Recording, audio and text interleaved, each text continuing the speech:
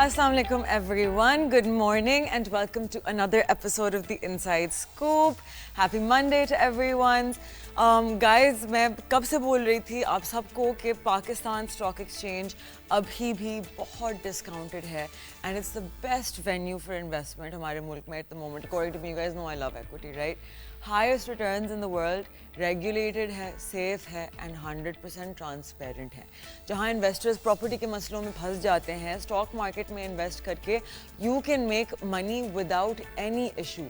तो शुरू करते हैं this Monday with our beautiful closing on Friday of the KSE 100 index. Stock market ने finally अपना all-time high break करके is now sitting at 141,000 points. जो एक psychological barrier बन चुका था, वो we broke that on Friday. Friday को during the second half, we saw lots of buying, especially आपकी oil and gas sector में, with OGDC, PPL, PSO, SNGP जैसे heavy weights were like basically like huge percentages up, right? With OGDC constantly battling between upper lock and not. So Pakistan stock exchange ने इस हफ्ते एक नया पिछले हफ्ते एक नया हिस्टोरिकल हाई टच किया. The KSE 100 index closed eight 141,035 points, which means के इंट्रा वीक 1.3% गेन किया, यानी कि 1828 पॉइंट्स का बहुत ज़बरदस्त एडिशन. ये रैली फ्यूल हुई due to of course as you all know the breakthrough between US and Pakistan की trade agreement, जिसमें tariffs कम किए और investment का रास्ता clear किया. अब ज़्यादा मोमेंटम आया oil and export driven stocks में. वीक का स्टार्ट थोड़ा शेकी था. मंडे को इंडेक्स ने 140,000 क्रॉस करने की कोशिश की, लेकिन close lower eight 139,380 points. Tuesday को मार्केट गिरी डाउन 1,400 पॉइंट्स. इन्वेस्टर्स कॉशियस थे ahead of state bank policies monetary policy announcement. Wednesday को स्टेट बैंक ने सबको सरप्राइज कर दिया बाय होल्डिंग द स्टेटस को एट 11%. मार्केट ने इनिशियली रिएक्ट किया डिप के साथ, लेकिन then banking blue chip stocks ने रीबाउंड बहुत जोर से ड्राइव की थी. थर्सडे को मार्केट में रोलर कोस्टर चल रहा था. पहले इंट्राडे हाई ऑफ 140,215, फिर डिप करके 139,084 एंड फाइनली सेटलिंग एट 139,390. लेकिन फ्राइडे ने सब की एनर्जी को वापस से पुश कर दिया thanks to a massive rally in energy stocks. Index ने ब्रेक किया अपना all time high of 141,035 points, gaining 1,645 points एक ही दिन में. इस रैली के पीछे दो मेजर ट्रिगर्स थे, राइट? यूएस और पाकिस्तान की ऑयल एक्सप्लोरेशन डील, ट्रंप की जो ट्वीट थी आप लोगों को याद होगी, जो एनर्जी कॉरपोरेशन का नया दौर शुरू कर रहा है. गवर्नमेंट के expected circular debt payments next week जो इन्वेस्टर कॉन्फिडेंस को स्ट्रॉन्ग कर रहे हैं. एनालिस्ट का कहना है कि ये रिन्यूड ऑप्टिमिज्म का रिजल्ट है this rally. Especially corporate results season, international cooperation, strong tax collection performance. FBR ने जुलाई में 754 बिलियन कलेक्ट किया, 14% ग्रोथ ईयर ऑन ईयर. उनका टारगेट भी एक्सीड हो गया जो 748 बिलियन का था. मीनवाइल पेट्रोल की प्राइस कम हुई बाय ₹7.5, लेकिन डीजल थोड़ा महंगा हो गया ₹1.5 से. एंड इन्फ्लेशन थोड़ी बड़ी है, 4.1% जुलाई वर्सेस 3.2% इन जून. रुपी ने स्लाइट रिकवरी की, 0.3% week on week closing 282 against the dollar. लेकिन State Bank policy rate status को मेंटेन किया due to concerns over inflation and trade deficit. Analyst के मुताबिक वीक का स्टार्ट स्लो था, लेकिन पिछले 2 दिनों में मार्केट ने बहुत एग्रेसिव बाउंस बैक दिया है. इंडेक्स ने इंट्रा वीक हाई भी दिया ऑफ 141,161 पॉइंट्स. उसने यूएस ने पाकिस्तान एक्सपोर्ट्स पर टैरिफ 29% से रिड्यूस करके 19% कर दिए, which will be effective from August this year 2025. ये लॉन्ग टर्म सेंटिमेंट को और मजीद सपोर्ट दे रहा है. मार्केट में अब वैल्यूएशंस अट्रैक्टिव हैं और रिजल्ट सीजन का मोमेंटम स्ट्रॉन्ग है. तो एनालिस्ट का कहना है कि सेंटिमेंट अभी पॉजिटिव रहेगी. इसके साथ साथ पाकिस्तान ने finally national artificial intelligence policy 2025 approve कर दी है और एक्सपर्ट्स कह रहे हैं कि पॉलिसी गेम चेंजर बन सकती है ये चीज़ हमारी इकोनॉमी के लिए. ये पॉलिसी का गोल है कि एक कंप्लीट AI इकोसिस्टम बिल्ड करना जिसमें 1 मिलियन AI प्रोफेशनल्स 2030 तक हों. AI innovation and venture funds, 50,000 civic AI projects, and 1,000 local products in the next 5 years. Plus 3,000 annual scholarships, inclusive education for women and differently abled individuals, or global AI regulations alignment. सब कुछ include किया गया है, लेकिन success तभी possible है जब execution fast हो। एक्सपर्ट्स कह रहे हैं कि एआई दुनिया में 6 से 12 महीने इवॉल्व होती रहती है, एवरी 6 to 12 मंथ्स। एंड अगर पाकिस्तान ने डिले किया तो हम सिर्फ डेटा कंज्यूमर्स बन जाएंगे। एक्सपर्ट्स ये भी कह रहे हैं कि यूनिवर्सिटीज़ और आईटी फर्म्स को मिल के डिग्री प्रोग्राम्स और इनोवेशन सेंटर्स लॉन्च करने चाहिए, और गवर्नमेंट को फास्ट इंटरनेट, अफोर्डेबल डिवाइसेस और स्टेबल इलेक्ट्रिसिटी प्रोवाइड करनी होगी। अगर ये सब डिलीवर होता है तो पाकिस्तान $10 बिलियन आईटी एक्सपोर्ट्स का गोल फिस्कल ईयर 29 तक अचीव कर सकता है। लेकिन रियल टेस्ट तब होगा जब पॉलिसी को ग्राउंड पे उतरना होगा। One thing sad is state own enterprises जो हमारी ब्लीड कर रही हैं हमारी नेशनल ट्रेजरी को। एक जगह एफबीआई गवर्नमेंट इतनी मेहनत कर रहे हैं to fix the reserves in the economy, दूसरी जगह हमारे पास पाकिस्तान स्टील मिल के हालात। चेयरमैन असद इस्लाम ने सेनेट स्टैंडिंग कमेटी और इंडस्ट्रीज प्रोडक्शन को बताया कि पीएसएम का क्यूमुलेटिव लॉस 600 बिलियन रुपीज़ तक पहुंच गया है। सिर्फ इंटरेस्ट पेमेंट्स ही 20 बिलियन पर ईयर आ चुकी हैं। एंड अभी भी इकॉनमी के पास 934 एम्प्लॉयज़ हैं जिनकी सैलरीज का burden mostly National Bank Pakistan के लोन्स उठा रही हैं। Total debt to National Bank loan is 89 billion. ये ब्रीफिंग हुई जब सेनेटर ऑन अब्बास की लीडरशिप में कमेटी ने कराची में पीएसएम का विजिट किया। Members included senator Masroor Ahsan, Khalida Ateeb, Husna Bano. Committee ने मिल के डेट्स, डिलेड पेमेंट्स और वर्कर्स के कंसर्न्स का रिव्यू किया। पीएसएम ऑफिशियल्स ने बताया कि 2 ऑप्शंस कंसिडर हो रहे हैं। एक revival plan with Russian industrial engineering LLC, जहां blast furnace and arch furnace tech से मिल रिवाइव किया जाए। दूसरा प्लान है इसको लिक्विडेट करना, जिसके लिए एवेल्युएटिंग द फर्म, एवेल्युएशन के लिए हायर की जा रही है फर्म। लेकिन एक और ट्विस्ट भी है। कमेटी ने बताया कि पीएसएम की प्राइवेटाइजेशन हॉल्ट हो गई है क्योंकि 3 चाइनीज़ कंपनीज ने अपने एक्सप्रेशंस ऑफ इंटरेस्ट विड्रॉ कर लिए हैं। कमेटी ने वर्कर्स यूनियन रिप्रेजेंटेटिव भी मुलाकात की, जिन्होंने रिट्रेंच्ड और करंट एम्प्लॉयज़ के फाइनेंशियल हार्डशिप्स बताए। इन कंसर्न्स को एड्रेस करने के लिए एक सब कमेटी भी फॉर्म कर दी गई। सेनेटर्स की करंट मैनेजमेंट की कॉस्ट कटिंग एफर्ट्स को अप्रिशिएट किया, लेकिन फ्रीक्वेंट थेफ्ट्स पे स्ट्रॉन्ग डिस्प्लेजर शो किया और कहा कि ये लॉसेस प्रॉपर्ली एवेल्युएट किए जाएं। साथ ही नॉन फंक्शनल एसेट्स को जल्दी लिक्विडेट करने का भी कह दिया गया है। कमेटी ने ये भी रेज़ किया है कि सिंध गवर्नमेंट ने पीएसएम की 1370 एकर्स और 400 एकर्स की लैंड अनऑथराइज तरीके से गोड्स को अलॉट की है, जो डिस्प्यूटेड नहीं है। It's allotment of council of common interest CCI में रेफर किया गया है।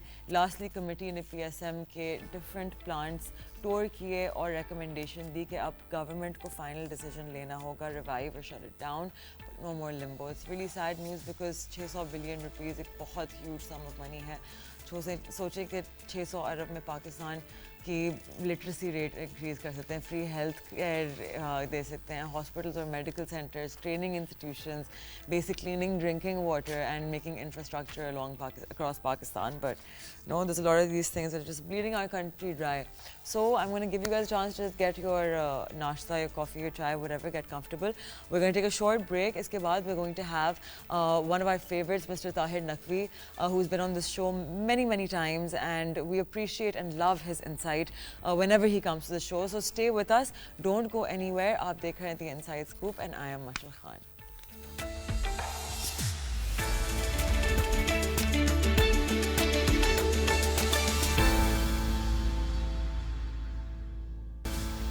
Welcome back. आप देख रहे हैं The Inside Scoop. Break पे जाने से पहले we let you guys know कि we're going to have one of our favorite people on the show again, Tahir Naqvi Saab, who always shares such lovely insight about the market. So without further delay, thank you so much for joining us again, Tahir Saab. You're welcome. तो sir सबसे पहले मैं आपसे बात करना चाहूँगी about the news that I think all of us saw first thing on our phones in the morning, which was कि OGDC got its 7.7 billion rupees की payment from Power Holding Company Private Limited, Power Holding Limited, and so this starts kind of like the season of finally हमारी circular debt जो हम Feb से essentially इंतज़ार कर रहे हैं कि सारी आपकी energy sector को finally अपनी circular debt की resolution की तरफ लेके जाया जा रहा है। तो right now we started off with OGDC, even though people were expecting कि PSO is going to kick off the circular debt resolution. What can we expect? इसके बाद किसकी payments आएंगी? What is the frequency we're expecting? Could you please share some insight on this? अच्छा, सुबह हमने एक जो नोटिस जिसका आपसे क्या करी है 7.7 billion, that one is against that PFC जो issued by power holding companies. Yeah. Basically इसमें जो सबसे पॉजिटिव चीज है कि हम वो जो इतने ऐसे सुनते आ रहे थे कि सर्कुलेटेड रिजॉल्व Yeah. होगा, उसके ऊपर गवर्नमेंट काम कर रही है, Yeah. उसका पहला स्टेप नजर आ गया। ठीक है ना? तो journey of 1,000 start with a single step. तो पहला स्टेप नजर आ गया। गोइंग फॉरवर्ड हम ओजीडीसी, पीपीएल, सुई नॉर्थ, सुई साउथ, पीएसओ, ये जितनी पावर रिलेटेड कंपनी है, इवन आईपीपीज, ठीक है, रिलेटेड टू हब पावर के पास जो है, इन सब में हमें अगले 15-20 दिन, एक महीने में हमें न्यूज फ्लो नॉन स्टॉप मिलता रहेगा। Yeah. अच्छा, दैट न्यूज फ्लो प्राइसेस को पॉजिटिव साइड पे ड्राइव करने के लिए इज मोर देन एनफ। और अगर मैं सर्कुलेटेड के स्पेसिफिक पॉइंट ऑफ व्यू से जरा और बात करूं तो जिसका हमने लास्ट बैलेंस शीट्स में देखा कि अराउंड 580 बिलियन रुपीस के अराउंड ओजीडीसी का रिसीवेबल है। Same is the amount with PPL का भी अप्रोक्सीमेटली सेम है। तो इनके अर्निंग पर शेयर के ऊपर एक पॉजिटिव सरप्राइज मिल सकता है। ऑल्दो जो हमारे पास अर्निंग पर शेयर में ये अमाउंट नजर भी तो आ जाती है, लेकिन डिविडेंड डिस्ट्रीब्यूशन के टाइम पे ओजीडीसी, पीपीएल दोनों के पास फ्री कैश फ्लो अवेलेबल नहीं होता कि वो उसे डिस्ट्रीब्यूट कर सके। बिल्कुल नाउ बिल्कुल। मूविंग फॉरवर्ड के फ्री कैश फ्लो अवेलेबिलिटी की तरफ मूव कर रही हैं दोनों companies. Same is the case सुई नॉर्थ, सुई साउथ एज वेल। तो इन सब के पास फ्री कैश फ्लो अवेलेबल होगा, जिसके से इनकी डिविडेंड पेइंग कैपेसिटी जो है वो एनहेंस हो गई।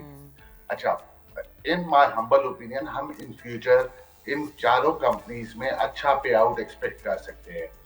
उसके पीछे एक मेजर रीजन है, गवर्नमेंट इन्हें पैसा दे रही है अगेंस्ट सब्सिडी जो सर्कुलेटेड खड़ा हुआ था। अच्छा, इनमें up to 80-85% holding government of Pakistan के पास अपनी है। तो अगर वो डिस्ट्रीब्यूट होगा तो वो 80-85% amount went back to government of Pakistan, Yeah. और वो अदर सर्कुलेटेड की रेजोल्यूशन के लिए यूज हो सकेगा। Yeah. तो आई बिलीव कि अगले एक महीने में हमें पॉजिटिव सरप्राइजेस, पॉजिटिव इनफ्लोज मिलते रहेंगे रिगार्डिंग सर्कुलेटेड। Lovely, lovely.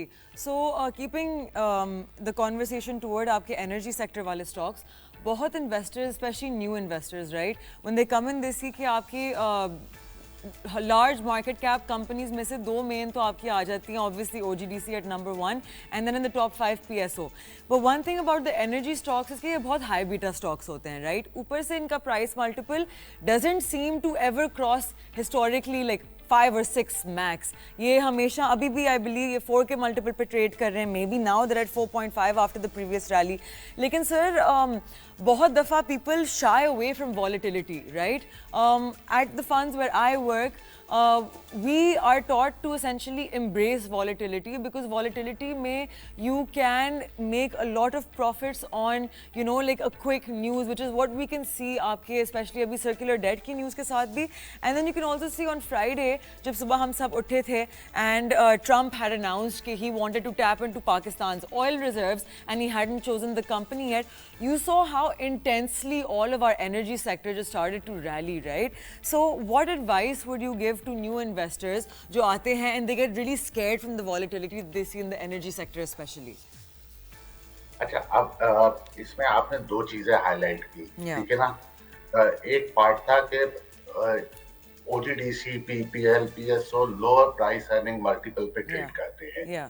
अच्छा, उसके पीछे जो अगर जो हम उसके पीछे साइंस चेक करें ना, तो वो यही है कि इनकी अर्निंग पर शेयर ज्यादा आ रही थी, but due to non availability of free cash flows, ठीक है, they were unable to distribute. अच्छा, एक लोगों के जहनों में, हम तमाम इन्वेस्टर के जहन में था कि भाई अगर गवर्नमेंट से पैसा से अगले 5 साल नहीं मिला तो अर्निंग पर शेयर का फायदा क्या है? तो डिस्ट्रीब्यूशन टू इन्वेस्टर हो नहीं सकेगी, तो उस थोड़ा सा अवॉइड करते थे, जिसकी वजह से लोअर प्राइस अर्निंग मल्टीपल के ऊपर ट्रेड करते थे। अच्छा, अब होने क्या जा रहा है कि जब इनके पास फ्री कैश फ्लोज बढ़ने जा रहे हैं तो इनका डिविडेंड पे आउट लाजमन इंक्रीज करेगा, dividend pay out ratio increase करेगी। रिजल्ट टू दैट वो जो लोगों के शाइनेस है या इन्वेस्टर्स जो एक तो न्यू कमर्स हैं, ठीक है, उनकी शाइनेस प्लस एग्जिस्टिंग इन्वेस्टर जो से इन म्यूचुअल फंड इंडस्ट्री या इन बैंकिंग सेक्टर या कहीं और बैठे हुए हैं, उनका भी होगा कि हमारे लिए ये ज्यादा सूटेबल ऑप्शन। तो ग्रेजुअली ओजीडीसी, पीपीएल, पीएसओ हम शायद कुछ अरसे में 6 to 7 के प्राइस अर्निंग मल्टीपल पे या 8 के प्राइस अर्निंग मल्टीपल पे इन्हें ट्रेड होता हुआ देखेंगे। एक तो ये है। अच्छा, फिर दूसरा आपने वॉलेटिलिटी की बात की कि लोग डरते हैं। अच्छा, वो वॉलेटिलिटी इसलिए होती थी कि हर दूसरे दिन एक गॉसिप आता था कि अब ये रेजोल्यूशन हो रहा है, अब गवर्नमेंट में पैसा दे रही है, अब गवर्नमेंट के पास पैसा नहीं है।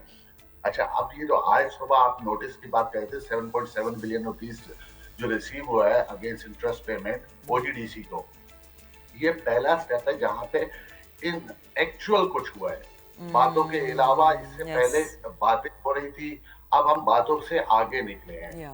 तो मेरे हिसाब से अब वो जो था ना अप एंड डाउन वॉलेटिलिटी ज्यादा है, वो भी रिड्यूस होगी और अपर साइड हमें ज्यादा अच्छा देखने को मिलेगा। Lovely, lovely. Sir, thank you so much for sharing that insight. On that note, हम बस एक छोटी सी break लेके वापस आएंगे. We are in conversation with Mr. Tahir Naqvi, so do not go anywhere. We're talking about how to invest in an educated, in a good fashion that without getting freaked out, scared. These are one of the minds in the industry who can give you the best insight. तो कहीं नहीं जाएगा. आप देख रहे हैं The Inside Scoop. I am Ashil Khan. Stay with us. We're going to be we're going to be back after a very short break.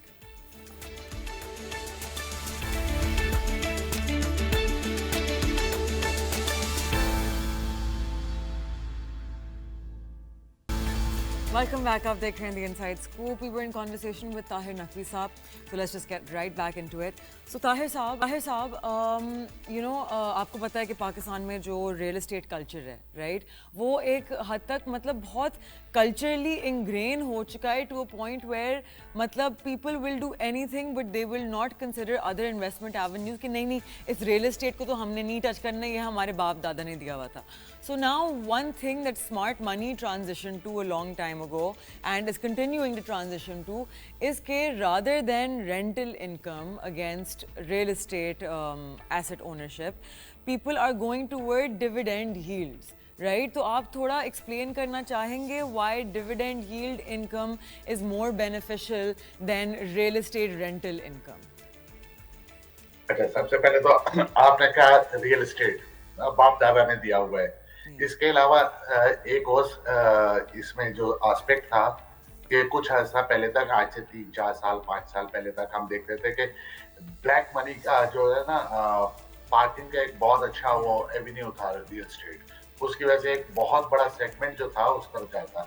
अच्छा, over the period of time हम क्या विटनेस कर रहे हैं कि हमारी economy is moving towards documentation.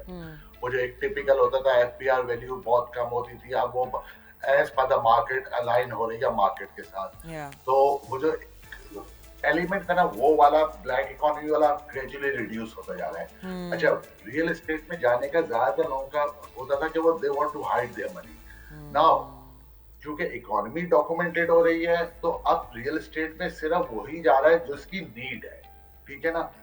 Other than need जो था ना, जो सिंपल इन्वेस्टमेंट वाले थे वो अवॉइड कर रहे हैं। अच्छा, दूसरी चीज क्या है कि rental yield at this point of time hardly 2-2.5% हो, ठीक है, रियल एस्टेट में। और over the period of time जैसा आप लोग हो गए और म्यूचुअल फंड्स हो गए, आप लोगों का प्रोग्राम आता है और बहुत सारा सोशल मीडिया पे एक अवेयरनेस कैंपेन स्टार्ट हुई है, ठीक है ना। हर कोई इंडिपेंडेंटली लोगों को अवेयर कर रहा है। तो नया इन्वेस्टर रियलाइज के 2% की रेंटल यील्ड से लाख दर्जे बेहतर है कि मैं 6, 6.5, 8% की डिविडेंड यील्ड के ऊपर चला जाऊं। यानी ऑन द लोअर साइड भी अगर किसी स्क्रिप्ट में जा रहा है तो 6 to 10%, 11% की उसे डिविडेंड यील्ड मुख्तलिफ स्क्रिप्ट्स में मिल रही है। और अगर एवरेज देखा जाए तो अराउंड 8 to 9% की डिविडेंड यील्ड आराम से मिलती है अगर कोई staying with in blue chips, ठीक है। तो वो वाली अवेयरनेस जो पड़ रही है वो चीज एक तरफ लोगों को स्टॉक मार्केट की तरफ ला रही है। अदर देन दैट दूसरा फैक्टर क्या हुआ कि आपके वो जो 22% से डिस्काउंट रेट 11% का आया। अब बैंक्स में लोग जो डिपॉजिट रखते थे या सेविंग्स स्कीम्स में चले जाते थे, इवन जो फिक्स इनकम सिक्योरिटीज की तरफ चले जाते थे, उनके लिए वो लुक्रेटिव नहीं बचा। क्यों? उसमें सिर्फ और सिर्फ 10-11% आपको रिटर्न मिल रहा है, इधर 8-9% डिविडेंड यील्ड मिल रही है। बट स्टॉक मार्केट फंड्स के साथ जो अच्छी चीज एसोसिएटेड है कि वो कैपिटल गेन या ग्रोथ के लिए upside potential is too much. ठीक है, हमारी इकोनॉमी स्टेबलाइज हो रही है, from stabilizing to growth we are moving towards growth. ठीक है, इंटरेस्ट रेट नीचे है, इंडस्ट्री के ग्रो करने के मैसिव चांसेस है। अगर मैं सिंपल एक बात करूं कि हमने कुछ ऐसे में सुना था कि लोग कहते थे कि भाई पाकिस्तान में सिर्फ स्टॉक मार्केट चल रही है, दूसरे बिजनेसेस नहीं चल रहे। तो अभी कल रीसेंट डेटा सीमेंट्स का रिलीज हुआ है जिसमें मंथ ऑन मंथ 16% का इंक्रीज आया, ईयर ऑन ईयर 30% का इंक्रीज आया। दिस मींस के अदर बिजनेसेस भी परफॉर्म करना शुरू हो रहे हैं। अच्छा, सीमेंट का डेटा क्या हमें बता रहा है कि स्टील भी चल रहा है, जिसे कहते हैं ना केबल वाला अलाइड सेक्टर, पूरा अलाइड कंस्ट्रक्शन अलाइड सेक्टर पूरा परफॉर्म कर रहा है। पेंट्स बिक रहे होंगे, जाहिर बात है। सीमेंट से आगे फिर स्टील, पेंट और दूसरी एसेसरीज, फर्नीचर, ये पूरा एक चेन चल पड़ी है। तो हम आगे चल के बहुत ज्यादा ग्रोथ स्टॉक मार्केट में भी देखने जा रहे हैं, जो लोगों को डिस्करेज करेगी moving towards rental yields of 2%, 2.5%। ठीक है, आई बिलीव के हमारे यहाँ डिविडेंड यील्ड जो अभी 8-9% के रेंज में है, वो ग्रो करके 11-12% की तरफ जाएगी from current price levels. Plus growth की अपॉर्चुनिटीज इतनी ज्यादा है कि people and up in making से 20-25% थ्रू म्यूचुअल फंड इजीली। तो ये चीज है मेरे हिसाब से, ये आगे अवेयरनेस बढ़ेगी और लोग इस तरफ ज्यादा आएंगे compare to property sector. Definitely, definitely. So sir, I want to ask you something जो मैं सबसे पूछती हूँ, जो भी especially toward stock market जिनका ज़्यादा focus होता है, काम होता है, कि पहले the target that most brokerage houses and most companies were giving was कि 145 के बाद the index is going to start cooling off. What do you guys at AKD think? What is your target for the index before you think it starts to cool off? मैं frankly speaking मैं index को नहीं देखता। ठीक है ना, index just a number, और sometimes आपको डिसीव करने के लिए या आपके एक वो होता है ना फेयर पैदा करता है कि यार ऑल टाइम हाई पे आ गया। हम ऑल टाइम इंडेक्स तो देख लेते हैं, लेकिन ये नहीं देखते कि उससे एसोसिएटेड इकोनॉमिक सिनेरियो में क्या क्या चीजें चल रही हैं। ठीक है ना, एसोसिएटेड क्या है। अच्छा, वो इंडेक्स देख के बहुत सारे इन्वेस्टर डरते हैं। जैसा अभी थोड़ी देर पहले हमने बात की थी कि हिस्टोरिकली या कुछ ऐसे से हम देख रहे हैं कि ऑयल सेक्टर 4 से 5 के प्राइस अर्निंग मल्टीपल से ऊपर क्रॉस ही नहीं कर पाता। अच्छा, अगर वो सर्कुलर डेट रिजॉल्व होता है तो it will go towards 7 to 8 price earning multiple. तो अगर मैं इंडेक्स देख के डरता रहूंगा तो मैं ऑयल सेक्टर में कभी पार्टिसिपेट ही नहीं कर सकूंगा। बिल्कुल बिल्कुल, ठीक है, same is the case with cement sector. मैं इंडेक्स देख के डरता रहूंगा तो सीमेंट सेक्टर में जो अपकमिंग ग्रोथ है या कंस्ट्रक्शन एंड लाइट में, उसके ऊपर कैपिटलाइज करने की पोजीशन में नहीं आऊंगा। तो मेरा बिलीफ ये है कि index is just a number. अच्छा, वो 170 हो जाए या 165 हो जाए, वो जो कि मुझे इन वेरी नियर फ्यूचर से by the end of the year this year 165-170 का इंडेक्स आना कोई इशू नहीं है। तो और दूसरा ये टोटल रिटर्न इंडेक्स है। ठीक है, वो price return index is far below. तो मेरे इंडेक्स को देखने से ज्यादा बेहतर है प्राइस और सेक्टर वाइज कंपनीज को देखा ऊपर फोकस किया जाए तो वो ज्यादा बेनिफिशियल होगा। Okay, lovely, lovely. Well, thank you so much for all of the insights. Tahir Saab, with that, we come to the end. So I really appreciate you taking the time out to be with us. And with you guys, I want you guys to, अगर आपने late, if you started watching the show late, Tahir साहब हमेशा आके बहुत अच्छी चीज़ें share करते हैं हमारे साथ. His analysis is great. He's someone who has been working in this market for so many years कि उनका इतना experience है कि genuinely ये वो pearls of wisdom है कि if you just absorb what these people are telling you, right? Whoever comes on our show, genuinely it is so helpful.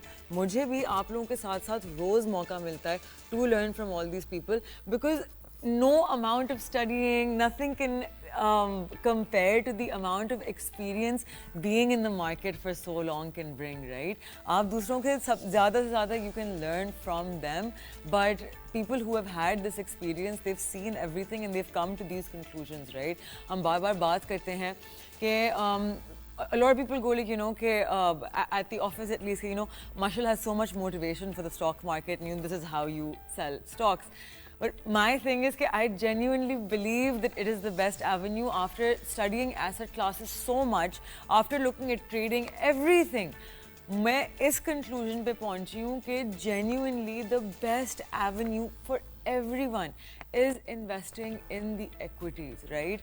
That is just a belief because over the long run, traders आके चले जाते हैं, लोग आके loss बना के चले जाते हैं, but investing consistently every month, थोड़ा करके over a long period of time, that is what will generate wealth. Because genuinely making money is not the difficult part. Retaining money is a difficult part. आप लोगों ने बहुत दफ़ा feel किया होगा कि नहीं यार पैसे तो मैंने वैसे कमा लिए थे लेकिन गए कहाँ समझ नहीं आई. That is why I talk about investing because when every month you force yourself ना कि 5, 7, 10,000 रुपए मैं अलग करता रहूँगा, this is going to accumulate over the long period of time. So with that, I'm going to take your leave and I will see you guys tomorrow morning. Remember to invest well. Remember, regulated markets are the avenue and I shall see you guys tomorrow. Till then, this was The Inside Scoop. I am Ashla Khan. Take care. Khuda Hafiz.